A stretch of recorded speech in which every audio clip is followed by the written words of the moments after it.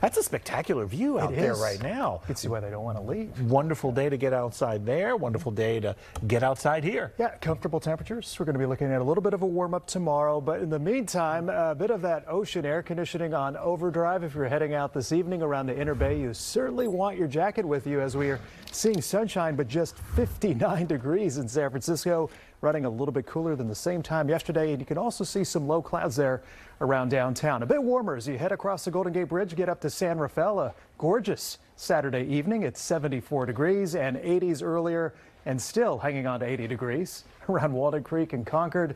Blue skies and more blue skies around San Jose, looking at temperatures currently in the low 70s. Now, more of that blue sky, less of the haze out there. This is good news for air quality. We'll wrap up the weekend with moderate levels of smoke pollution. Most of this locally produced. We're not seeing as much coming back our way from the Canadian wildfires, but no spare the air alerts or smoke advisories as we wrap up the weekend. You can clearly see the marine air footprint on these temperatures. Head over to Sacramento. It's 96 degrees there, but we got 80s around Fairfield, 50s near San Francisco, 70s in San Jose. Bottom line, this is kind of what your summer microclimates look like around the Bay Area, that trend of 50s, 60s, 70s, and 80s. Right now, a little bit cooler than yesterday. This pattern will reverse tomorrow as we gain back another 5 to 7 degrees for afternoon highs tomorrow. Sea breeze may not be quite as strong, but for the moment, it is quite gusty in Oakland. We're seeing wind gusts up to 33 miles per hour, and that is a chilly breeze. The reason why you want to have your jacket if you're heading out this evening around the East Bay. So there you go. You can see the low clouds across the coast.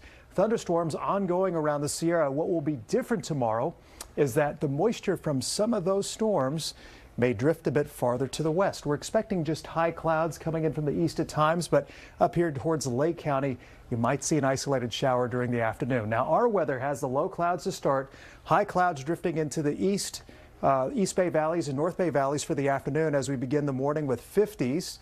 Climbing through the 70s inland around lunchtime, and highs tomorrow 70s. We should see a few more mid 80s south of downtown San Jose. Pitch perfect there for the Giants. Low 60s first pitch time tomorrow. Looks pretty nice. Monday right now, 80s and 90s inland. That's probably the warmest day for the first half of the week.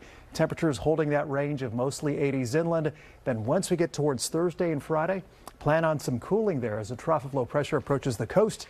That should start to bring our temperatures down as the wind picks up once again later next week. So low clouds, kind of a cool finish to the weekend, a little bit warmer for San Francisco Monday and Tuesday. Same trend for inland areas.